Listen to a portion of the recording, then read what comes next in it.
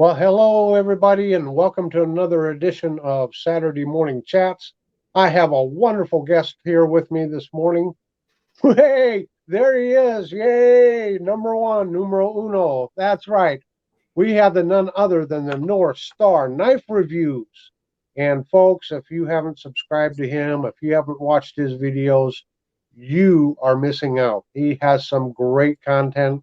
So, Ray, a great Knife Delights welcome here to Saturday Morning Chats. Well, thank you very much, my friend. And you have a great channel too. I love to watch you.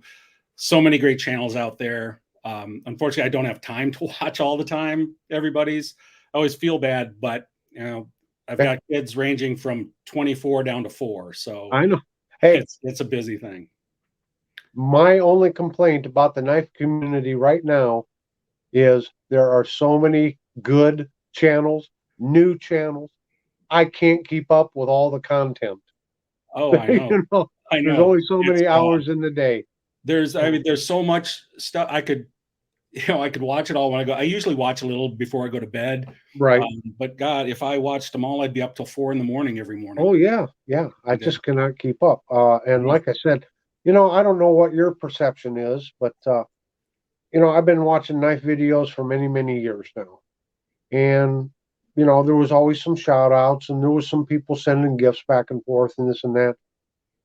But my perception is right now, within the last 6, 8 months, something like that, this knife community has just exploded. And the cooperation amongst the different channels and the quality of content that's out there anymore is just amazing to me. Am I misremembering things, or do you kind of perceive that too? I agree with you. I think I started in 19 at some point, October, maybe 19, something like that. Maybe a little later, but actually maybe it was early 20. I don't remember for sure, but yeah, I used to watch, Big Red and Tobias, and Knife Detector, some channels like that. And, some of the more expensive channels too, like Nick Shabazz, but I can't afford the knives he's usually talking about anyway. Right. So I gravitated toward the more budget-oriented channels, and yeah, there were some of them out there. They're all very good, and I still watch. Oh yeah. Yeah, it just, like you say, last 6 months, 8 months, so many good channels, and Big J in Boston doing their happy hour on Saturday nights. Right. Great channels. Sorry, I got something in my mouth there. Yeah, it's just fantastic, and like you're saying, the cooperation. Nobody's trying to undercut anybody. Nobody's being a jerk. Everybody is just so nice. People sending knives back and forth, and I'm going to give a shout out right now to JW Greenbaum. There you go. Sent me this spider code that I am just blown away by. This has been in my pocket every day since I got it. Probably going to be my primary EDC. I mean, this is the most expensive knife I own, I'm sure. Whoops. Got to go this way. This is just fantastic. This pair of 3, and I just love it. I'm blown away by it, and I want to thank him. I've sent out some things. People have sent me things. It's just amazing. This community is wonderful. It really is. It is very generous. I get the feeling sometimes I'm not able to reciprocate in a manner that I should be. You get some of these gifts, the viewers, not just the channels, but the viewers. Stuart Harvey sends out things to everyone. Yep. He's great. But I mean, just the audience engagement and the comments, and like during a live and stuff, how everyone just. I agree with you. Is so engaging and so friendly to one another, and the one thing I like is there's some humor out there. We got to have some humor in our lives, and I like how everyone jokes around with one another, and nobody takes offense. There's nothing to be we just have some fun and enjoy our hobby. If you can't have fun, why do it? Exactly. If this ever became a job, or starting to feel like a job, why do it? I do this, just personally. Tobias put out a challenge one time about, do you have, or an open tag, Do you have knives that you collect just for collecting? You don't ever want to use them or sell them, or just to have for collection. And I got scratching my head on, gee, I wonder if I could respond to that. Well, I did. Went over some of my buck fixed blades. I thought, well, that was kind of fun. Well, about 6 months later, then I decided to create the channel. I thought, well, let's just see what happens. Let's have some fun. And, there's a little bit of a roller coaster ride up and down here and there, but for the most part, I just enjoy reviewing the knives and the audience, the viewers interacting Yep. and learning. Well, I learn a lot. when I started it, and I still don't do a lot of editing or anything. I've got too many kids and I don't have time. Right. So I can't be, I mean, Thrifty Kniffy, God bless him. He does a wonderful job. I just don't do that. So occasionally I'll do a second take. But otherwise it's just, you get what you get. And, when I started it, I thought, maybe someday there'll be 75 or 100 people that watch this, and if that happens, that's great. But I decided that, my wife would get bored if I talked to her about knives all the time. This gave me something exactly. I can talk to a camera. And then if somebody else likes it, great. If they don't, that's fine. You can't please everybody. They can scroll past. They can even tell me. Yeah. It's just, for me, it's just, and it gives me more of an incentive to look for newer knives or something different. Just hey, look what I got today, and show people. So it just one of the hardest things I had was naming my channel.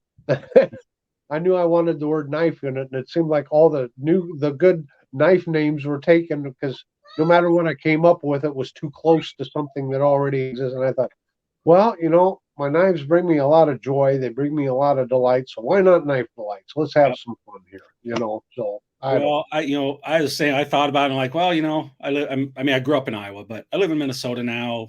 What's a Minnesota, good Minnesota name? I thought, well, North Star, that'll work. Yeah.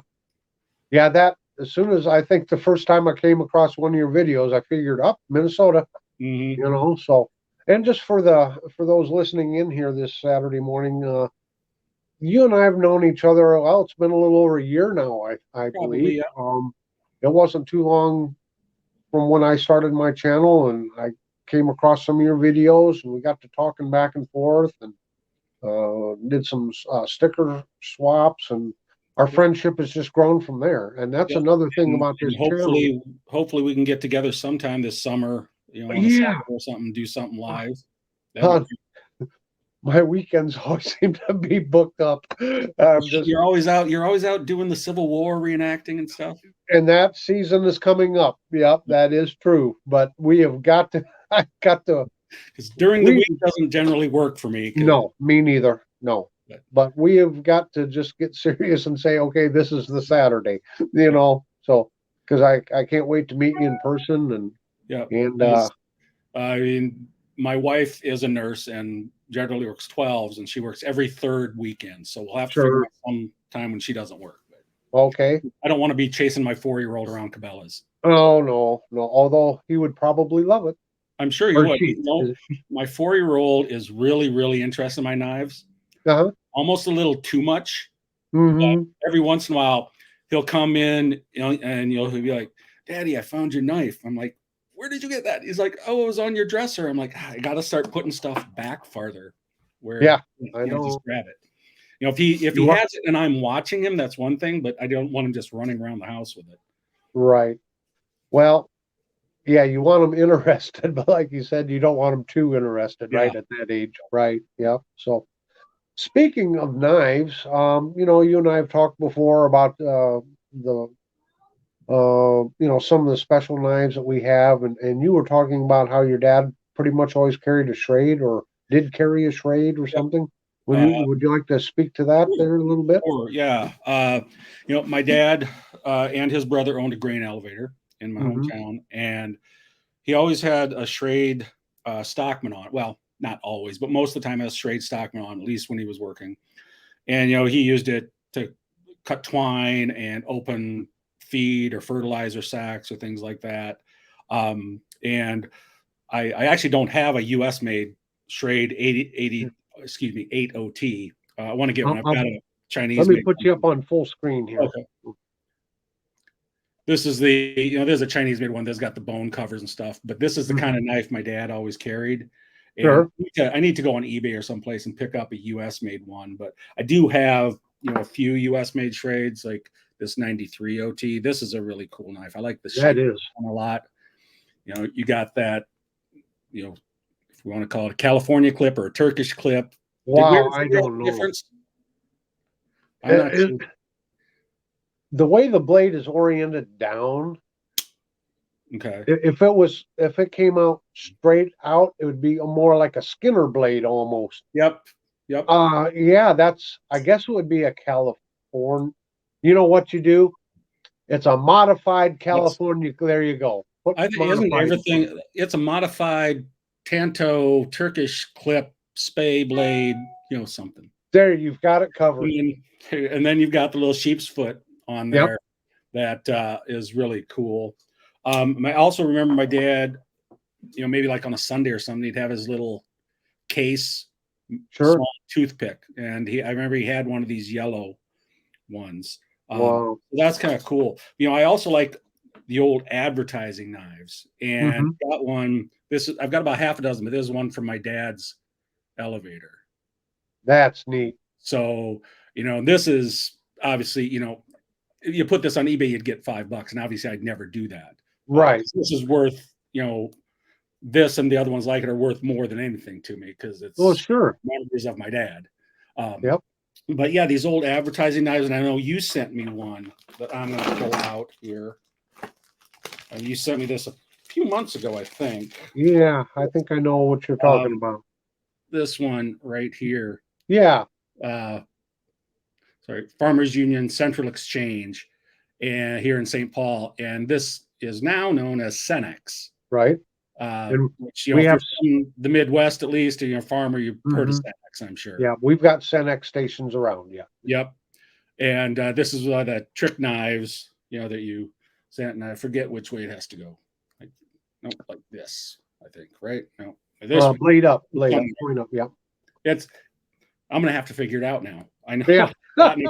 It's got a trick blade on it. I'm not going to worry about right now because we've got other things to talk about. But yeah, it's a very cool knife. I love those old advertising knives. Yeah. And you've got your History Delights channel too. Sure. Yeah. I haven't seen much on there lately.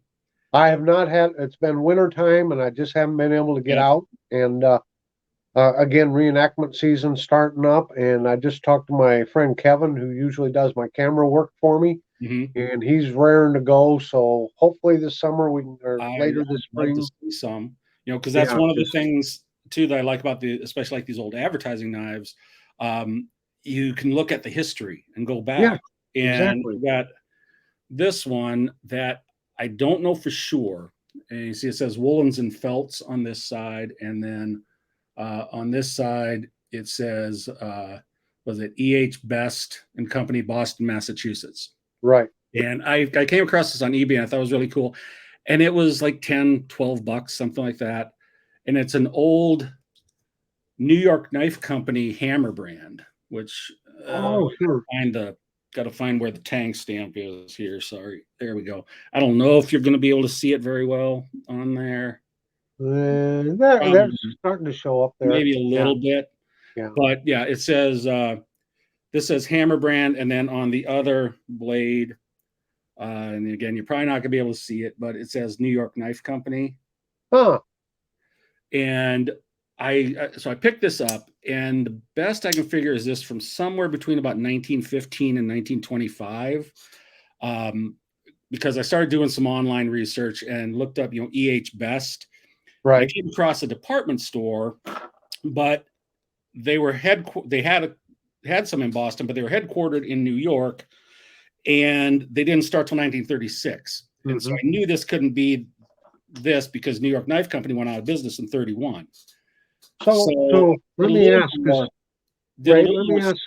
Let me ask this real quick. Yep. I always thought Hammer brand was exclusively Imperial, but did Imperial buy that from New York? Yep. Imperial bought it. New York Knife Company did it first. They went out of business in 31. I believe Imperial bought the brand in 36. I was going to say, because Hammer brand was big in the 40s and 50s. Yep. And this one, I finally figured out it's a company that's still around today, and I think it was like Edward H. Best, and they make felts and things for like filtering in big industrial equipment now. And I know they've been around since at least the 20s, because I found an old letter online where somebody was ordering felts from them. So I figured out who it was from, and it's just really cool. It's got this, I think it's aluminum, which at the time was much more expensive than it is today. Sure. Yeah. But yeah, and then I do have some other Hammer brands. Well, let me bring you back up here. Okay, sure. Just give me a second here. So we can get a good look at them. This tiny little Hammer brand here. And this is one of the Imperials. That's the only New York one I have. And again, I don't know if you're going to be able to see it very well or not, but it's kind of hard with the tank. Yeah, it is. And I know my lighting's not great in this room. I got to get some better lighting, I know. I fight the lighting issue all the time. Yeah, I do. Yeah.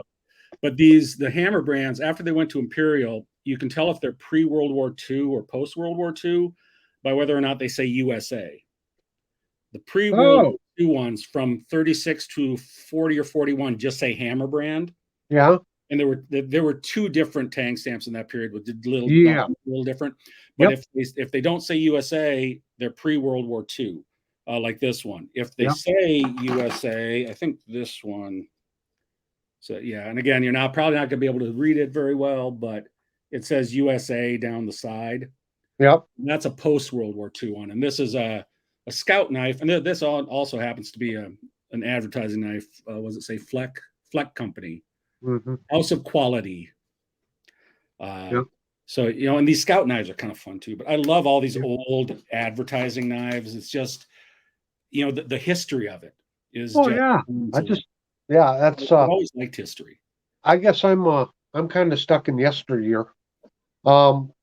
Here's a Hammer brand that I have. I have just a few of them, and based on the tang stamp charts, I had 1938 to 1941 for the age on this one. I'll just bring it up here so you can get a better view. And I absolutely love this fish knife. The covers. Oh, that's beautiful. Yeah. The covers have really stayed nice on it. Yeah, that is really nice. And I picked this up in an antique store for, well, it wasn't but a few bucks, Yeah. And that's one of the things I like about the Hammer brands is they're inexpensive. You can get a 50, 75-year-old knife for less than $25. And the fact that they are still around, considering that, once they went to Imperial, they became shell knives. Yep. The fact they're still around is really cool, I think. Yep. So there's my artist rendition, and I'm not the best artist. But that's one thing that draws me to Hammer brand is they have the coolest tang stamp. Yep. You got that big strong arm, and they're holding that hammer. Fully agree. Yep. That's just that's what I like about Hammer brand. Yeah, I agree. I brought a little knife up. Were you in 4-H? No, I wasn't. No. You weren't? No. City Slicker? I was. Yeah. Well, this one, and I think I showed this on another live chat once, but it's a 4-H. Here, you can see the little 4-H symbol. Yeah, I see it. I see it here. Yeah. And I thought it was kind of cool. I was in 4-H when I was younger, and I'd never seen a 4-H knife before. You see Boy Scouts. Yeah. I picked this up, and again, it was cheap. And this is it's a Camillus. Yeah. You can see. And you've got the clip blade, and then you've got, the little pen blade.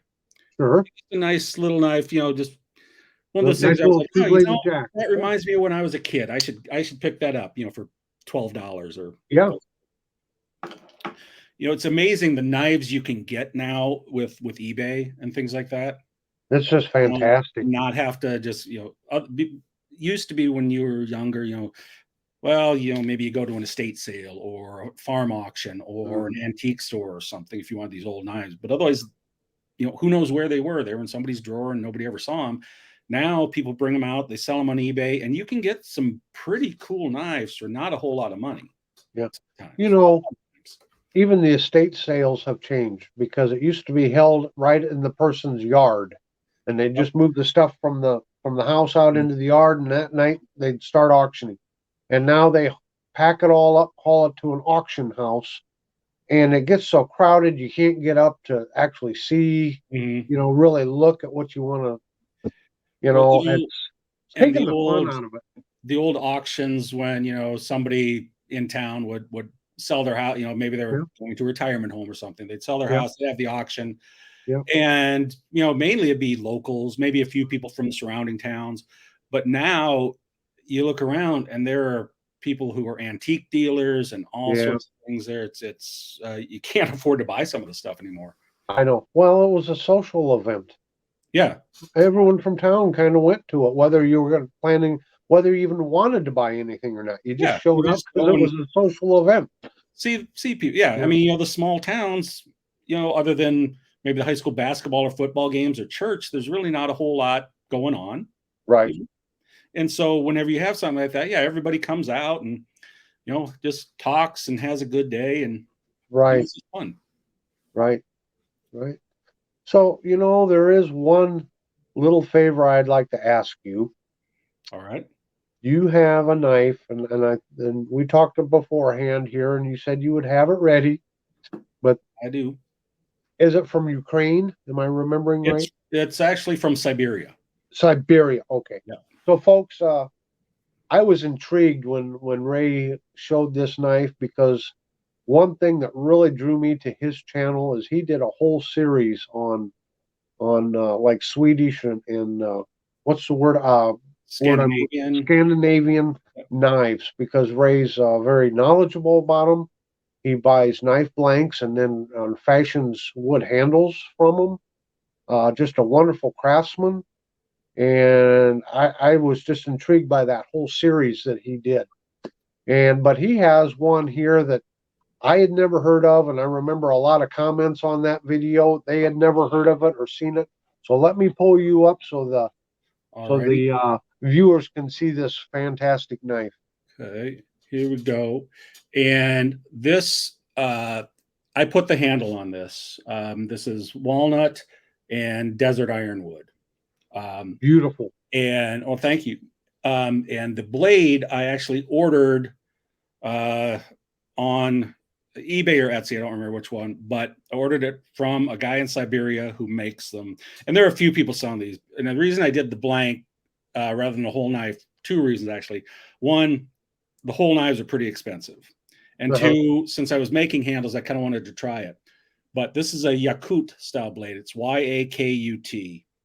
Okay. And it's very unique in that you can see it's hollowed out on the back here, and it's flat. If I can get it this way, maybe, so you've only got a bevel on this side, and this side is completely flat. And this is modeled after the way they used to make knives out of bone back, centuries ago, when before they had iron, people in Siberia would take like a femur or something, and cut it down and make a knife out of it. And obviously they didn't last all that long, but you could get them pretty sharp. Right. And so when they got iron working, they started to make the knives the same way. And there are some real advantages to this. One, it makes it really easy to sharpen. You don't have to find your angle. It's completely flat. You just sharpen this side. And as it sharpens with this in here, it just gets a little smaller, but the angle never changes. Wow.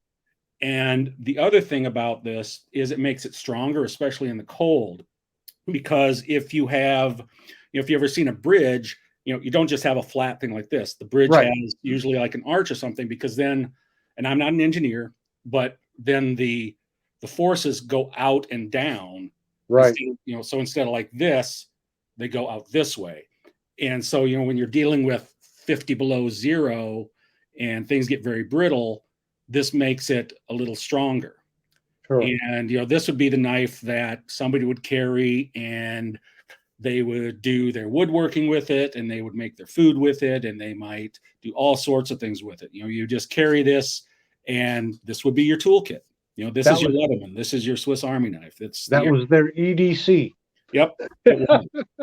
And, one of the things that really got me into that was through the Scandinavian knives and Finnish knives, Pukos and stuff. And I just grabbed one. Sure. Here. This is from Finland. This is made by Wood Jewel. And these you can get these really inexpensively. I think this was maybe about $35, including a sheath. And I mean, just look at that. Wow. Pretty or what? Yes. You've got curly birch and goat willow burl and reindeer antler on wow. And a lot of these Finnish companies, the Finnish companies do basically what I do. A lot of them, They buy the blanks from this company called Lauren Metalli that makes knives of all kinds. And then they will do the handles. Sure. And they're small companies. This company probably has 10 employees, including the guy and his son and wife and a couple neighbors or something like that. Nice little family business. Yep. And so when you buy this, you're not supporting Amazon or Target or whatever. You're supporting some guy who makes knives. And I get them from a place called Knives of the North, which is upstate New York, I believe. Okay. But they carry all kinds of knife making supplies and all of these Scandinavian style knives. And I got into them because, when I was growing up, most people in my hometown didn't really carry fixed blades unless they were camping or something. Yeah. Everybody carried a pocket knife. Knives. Yep. Yeah. Everybody carried like this buck that somebody sent me. I can't remember who it was though. I don't know. Who that would be. You. That's right. Dang it. All right. They carry something like this. Right. You do all your stuff with it. But then I just started, it was the history of it. I mean, I love moderns, but I'm still a traditional fan. And so I just started looking at the history of just knives in general. And that led me to, especially being up here in the North Country, some of these Scandinavian style knives that I just really, really fell in love with. Yeah, absolutely. Oh, that's terrific. Yeah, I just, that was such a neat knife when you showed that and did the review on that knife. I was like, wow. It's fun, and it teaches you about world history and just the way people live and all sorts of stuff. And you the other day, I don't know if it was on Sunday, you were talking about the ink erasing with spade blades, and I've got this. Let me bring that up again. Right. This is an old ink eraser knife. Can't be quite sure of the date. I do know it was sometime after 1901, and I'm thinking probably between about 1905 and 1915. A couple of reasons. This is made by Rogers in Sheffield, England, and it says Rogers Cutlers to His Majesty. So I know it's after 1901 because before that, Queen Victoria was on the throne. It was at Her Majesty. Right. So it was either, Edward VII, I think, came after her, or whoever came after him, George V or something like that. So I know it was sometime in that period. And I did find a catalog. It wasn't a Rogers, but they had one of these, a catalog from 1909. It was the exact same shape. Right. And I mean, I know this was a common shape, but it came in it's this little sort of weird cardboardy paper that's in pretty big, but it's and I'm not 100% sure if this is ivory or bone. I can't tell for sure, but they would just take it, and you make a mistake and you just use this to scrape the ink off. That's what they used. They didn't have whiteout. No. And again, this is just one of those things that if I wasn't interested in knives, I probably would never have seen something like this, and I would just never have known. Yeah.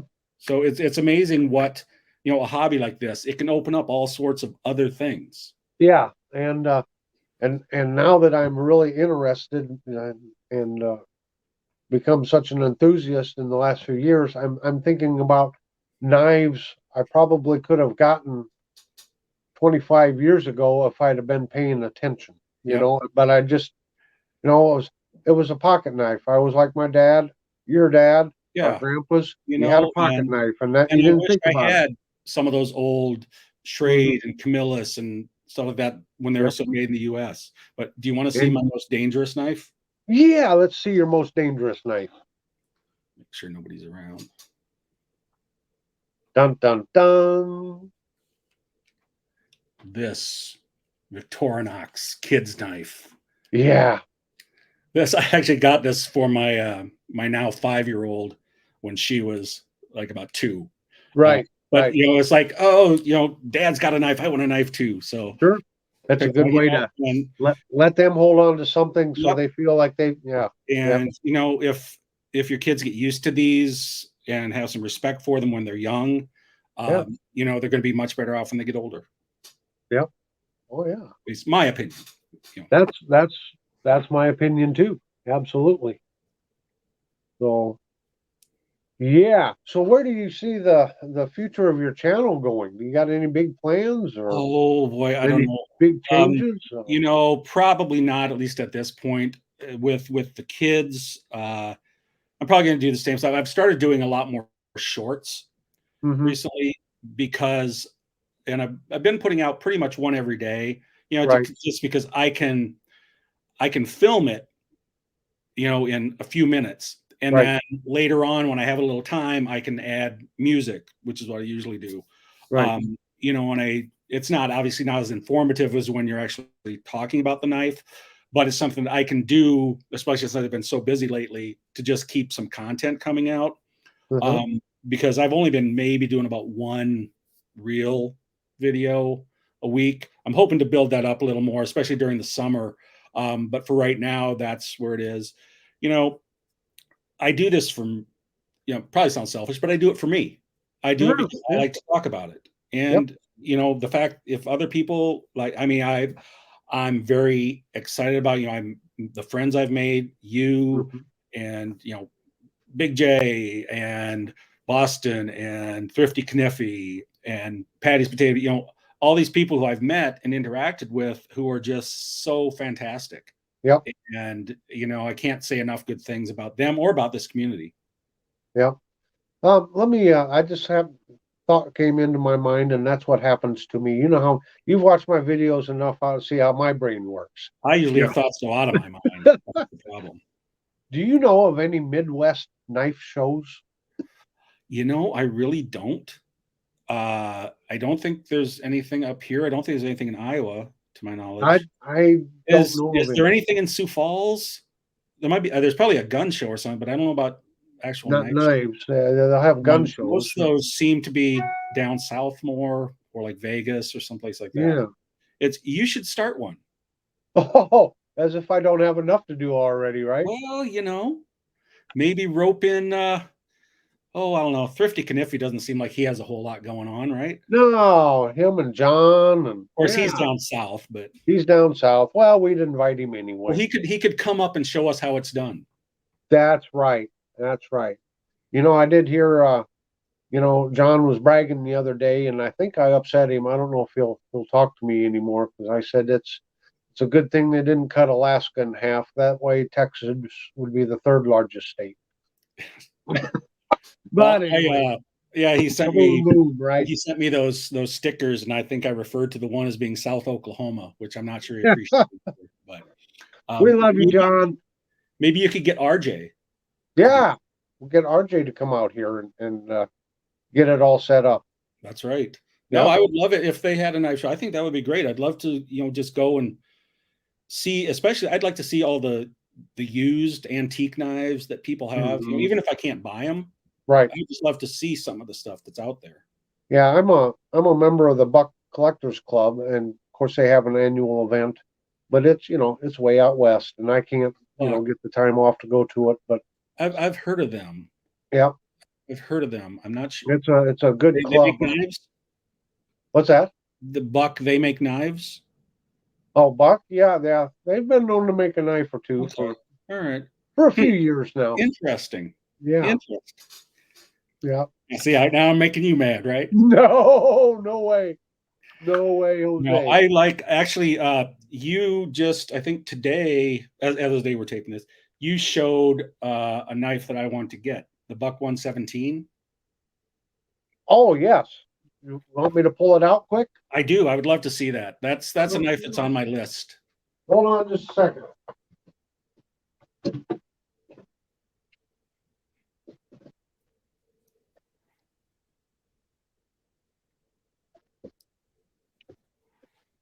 Well, it might be more than a second.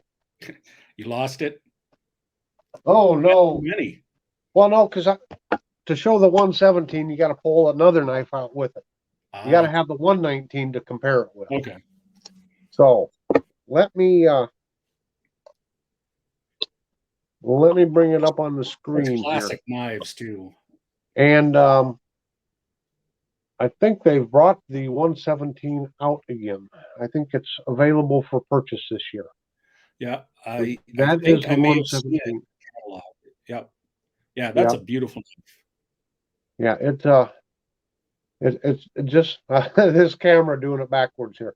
Yeah, it's just, I wear large to extra large gloves, and it fits the hand, just fills the hand really good. Mm-hmm. And if you had slightly larger hands, there's still a little bit of room back here on the pommel yet. But yeah, especially if you like to do carving and up close work and stuff like that. I've always preferred a smaller knife than the big knife. Oh, me too. Me too. Because for one, you can control it better to me. Mm-hmm. But of course, we got the 119. Well, I'll get it out. That's the 119. I like the 117 because it's just a little bit smaller. And then just kind of the baby brother, the 117. But it's just a smaller 119. It's got the fuller in it, which I think that fuller just makes it look sharp. It's an attractive, aesthetically pleasing looking knife. It is it's a very pretty knife. Yeah. Yeah, I need to pick. That's one that's on my list. Yeah. Let me ask you a question. Sure. What is your favorite knife that you have? Oh no. You almost have to go by category. All right. What's your favorite buck knife that you have? Again, by category. What's your favorite buck knife that you bought on a Saturday in June when the fish were biting? I can give you an answer on that afternoon when the fish weren't biting. Okay. That? I guess if I would have to say pick one pattern out of the buck lineup, would be the Buck 112 Ranger. Okay. Okay. Why is that? Why do you like that one so much? Because the Buck 110 is such an iconic knife, and it revolutionized the cutlery world when it came out. Yeah. However, I prefer the 112 because it's just a little smaller and again easier to control. Okay. But it's close enough to the 110. I've got one, and I'm just finishing up my series. I've been doing a series on my whole buck knife collection, and the last part is my 110s and 112s. But I have a 112 that a friend bought for me, and it's the finger grooved frame. And I tell you, it's almost like they used my hand to design those finger grooves. I mean, that thing just naturally fits right in my hand, and I just love it. And I saw the video that you did with your friend who had the buck and sent it in, and that was great that they sent him the blade back. Yes, that's some. I was talking to him here a few months ago. I says, Monty, I says, I have a YouTube channel. I says, your story needs to be told. I mean, what a wonderful story. And for anyone that's viewing this, I did a video. It's been a week. I released it last weekend, but it's called The Buck 110, A Brother's Story. You can see it here on Knife the Lights. Whether you like buck knives or not like buck knives, it's a touching story, and I won't give it away here. Well, what exactly that story was about, but yeah, definitely go watch it if you haven't. It's a wonderful story. And I remember asking when I was sitting there, and I asked him, "Well, how did your mother react?" And it was almost like he was fighting back tears when he said she cried. Yeah. So no, it was a really great story, and I'm glad I watched it, and I think everybody should. yeah, just but that's what these knives do. I did a video here. It's been 2 or 3 weeks ago now. I didn't think I had any of my dad's old knives. I And remember then that. I got into his tackle box, and there's 3 of his old play knives. Now, are they fancy fidget knives? Do they have S30V in the steel or S30V steel? No. Are they micarta handled? No. They're old fish knives or fillet knives, but they're special. Oh yeah, because that's what my dad used to clean many a fish. Yep. And special. A couple years ago, my kids got me this. Okay, let me bring it up here for you. Okay, go ahead. And this is a case knife, and you can see it says, father, dad, papa, and all that. Oh yeah. And this is just, I mean, it's a really, really nicely done knife. It's kind of like a doctor's knife, a single bladed, but it's got just this beautiful blade on it. Got the bone handle with all of this stuff on. Whoop, upside down. There we go. And what model number is this? This is the 6185 SS. But I mean, this is something I'll keep forever. Yep. Absolutely. And I'm, like you say, some of those knives that you just put away, and I'm not going to use it. I'm just going to keep it and cherish it. And I think it's just a beautiful little knife, and very happy to have it. But that's what these knives do. They bring back memories. You can celebrate things and people who aren't here anymore. Yeah. It's nice being able to take something that somebody and that you respected, who is no longer with us, and you can hold it in your hand and you can think, wow, my dad or my grandpa or my aunt or whoever used to carry this, and you got a connection there. Right. And that's just special. I do have, and I know you've heard the story, and a lot of the viewers have heard the story a few times, but I'll say it again. But this last Thanksgiving, when my aunt says, "I have something for you," and she reaches across the dinner table and puts something in my hand, and I unwrap it, and it was my grandpa's, or her dad's, but my grandpa's case Stockman. And then you really got something to be thankful for. Yeah. And it was just like, wow, what all there was still stuff on the knife, he used it, so I did clean it up and everything, but yeah, it just, wow. It's just, I mean, and I know there are other things that do that too. People who collect other things, and I'm sure they have the same feeling. But knives, in addition to that, they're such useful tools. It's a basic tool.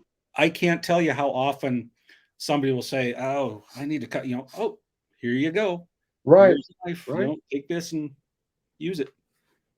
I was in a retail store here a month or so ago, and some lady wanted some tags cut off, and the cashier didn't have any scissors or anything. And I says, "Well, if it's not going to scare you, I can cut them off for you." And I whipped my pocket knife out. And then you pulled out your big cold steel XL Espada. I should have like that. Should have had my Filipino bolo. There you go. Could have done the Crocodile Dundee thing. Now that's a knife. Yeah. Yeah. Well, I just it's something that I had them when I was young, and then I kind of got away from it for a while, and then I got back into it. I was just, and I don't even remember how it happened. I was just like, I really could use a knife just to open packages or whatever. I'm like, I got to get one, and I had a few old traditionals around, but I got ended up getting like a little CRKT or something flipper knife. Yeah. And I thought, oh, that's kind of cool, and I can sit here and play with it. And then I always liked knives. I should start getting some more. Yep. And now I look around, I'm like, oh, good Lord, how much money do I have spent on this? Oh, I know what you mean. I do know what you mean there, brother. Don't tell Mrs. Knife Delights. Wow. It's amazing. And, I'm like you. I don't buy a lot of, expensive knives. If I spend $100 on a knife, that's a big investment for me. I think the most I've ever personally spent on a knife is about $75. Mm-hmm. And it's not that I don't like the other knives. And I mean, like I say, this knife that I got from JW Greenbaum is fantastic. I mean, I actually was looking at one of these, but I had, COVID layoffs and stuff. And so I was still trying to dig out of that a little bit. And so I was figuring maybe a year from now I'll get one because this is a great knife. Well, sure. And I mean, I understand why people buy these. I mean, it's just such great action and everything. And the steel. But for me, I was always that budget guy. Yeah, maybe I'm just a cheap SOB. I don't know. That's but I love that's what Mrs. Knife Delights she complains because she says I can squeeze a penny and make Lincoln cry, right? So but it's I love to buy, I love to get a bargain. Yeah. And every once in a while you see something you're like, wow, that's a really good deal. I think I want to get that. I've actually been buying some Victorinox knives lately. I mean, I've always liked Victorinox. They remind me of being a kid. But since I found out some of them were being discontinued, I was like, oh, I'll pick up some. And I actually have sent out a couple of the ones that have been discontinued to various people because I was, some of them are only like $20, $25. Mm-hmm. And so I bought maybe like 5 or 6, just thinking that, hey, maybe I'll send this to somebody, and it's something that's discontinued, so they won't be able to get it again. I mean, outside of going on eBay or something. Yeah. Well, I think I was being interviewed by TK, or him and I were talking, and I think he asked me what my most carried knife was, and believe it or not, it's a Victorinox Economy Recruit, and I bought it in Hong Kong in 1988 because I was like you. I was like I saw them there. I'm like, I need to get back to carrying a pocket knife, and I bought one. And I carried that thing all through the 80s, 90s, up until the turn of this century. Then I stopped carrying it. I got a couple other little knives, budget knives. And then about 5 years ago, I found the Evo Grip 11. And I says, now that's the one I need to start carrying, EDC. I'll be back in about 3 seconds here. Yep. Okay, folks, it's up to me to entertain you. I know one song, and the best song that I can sing is "Far, Far Away," and the further away, the better. Oh, he's back. I'm back. You scared the audience from me singing. This. Everybody's on this side. I actually just got this. It's an Evo Grip. I think it's 23. Okay. I bought it specifically to use like outdoors during the summer, because it's a 5-layer knife, so it's pretty thick. It takes a fair amount of room, but it's got, in addition to your blade and stuff, it's got a couple things that I really wanted. It's got the saw. So I'm out in the backyard making fires and saw some branches and stuff. And it's got, sorry, I got to take my glasses out to see things up close. And it's got scissors. Yep. Is useful. And it's got this cool little tool that I thought would be good, if I'm out with the kids. It's a little magnifying glass, and it's not huge, but my youngster is just really into bugs. Yeah. And so you find like an ant or whatever, and we can look at it closely.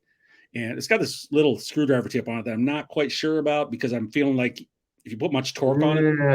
Yeah. I don't know. It's just a little. This is an old Wenger design. Yeah.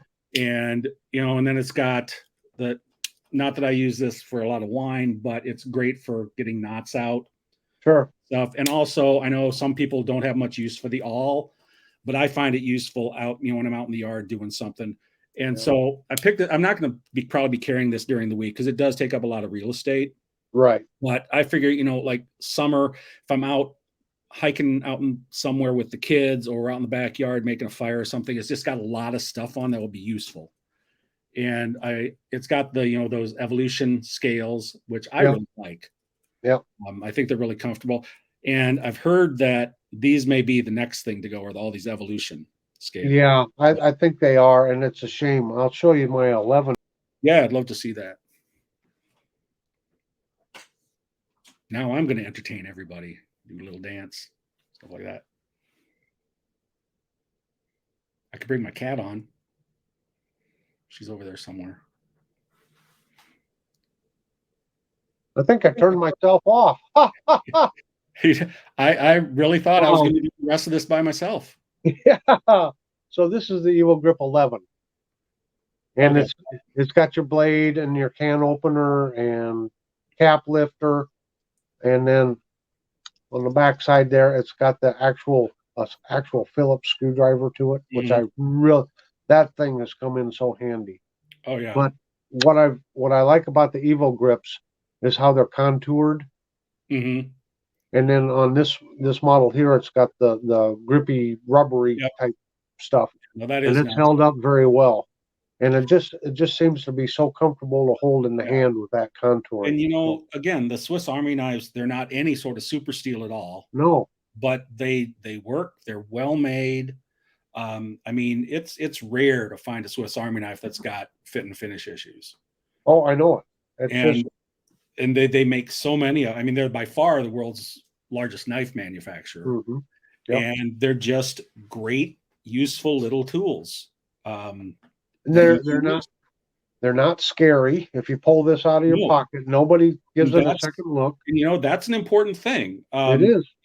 My perspective is, if you need to carry it, carry it.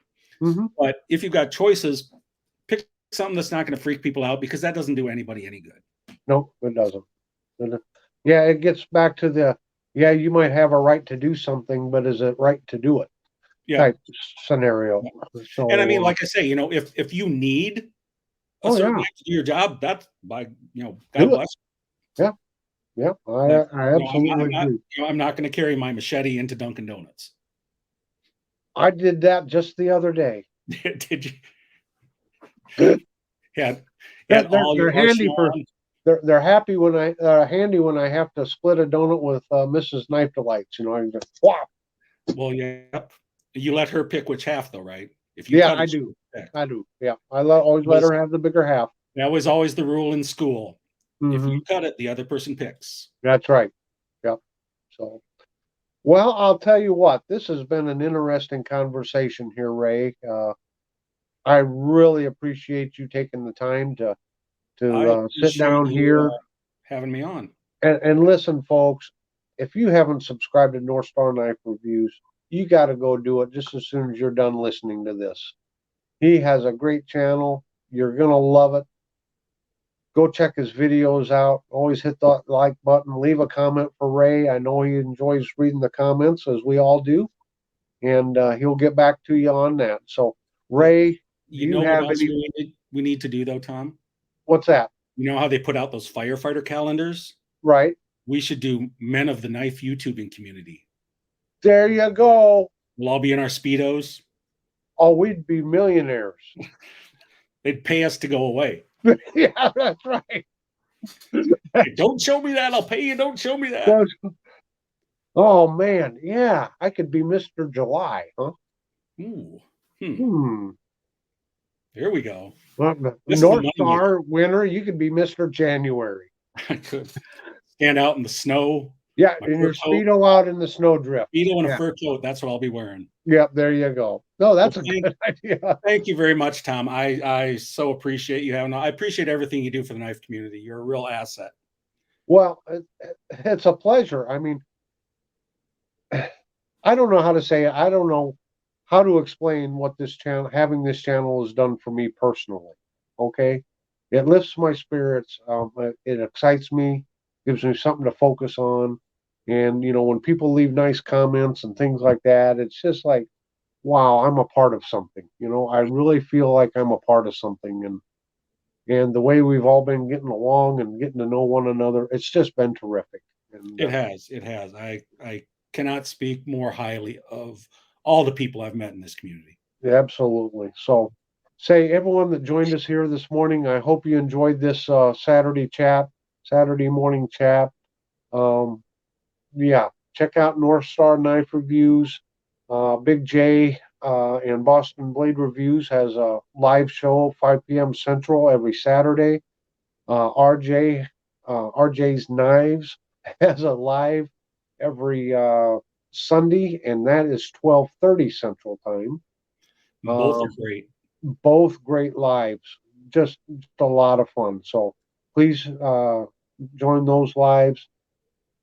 Support all the knife channels out there. As you watch a video, hit that like button, leave a comment. It doesn't matter whose channel you're watching, because that really gives the incentive for that creator to make another video and maybe up their game a little bit. I know it's helped motivate me to get better at what I'm doing. So, and hey, most of all, have a very delightful day.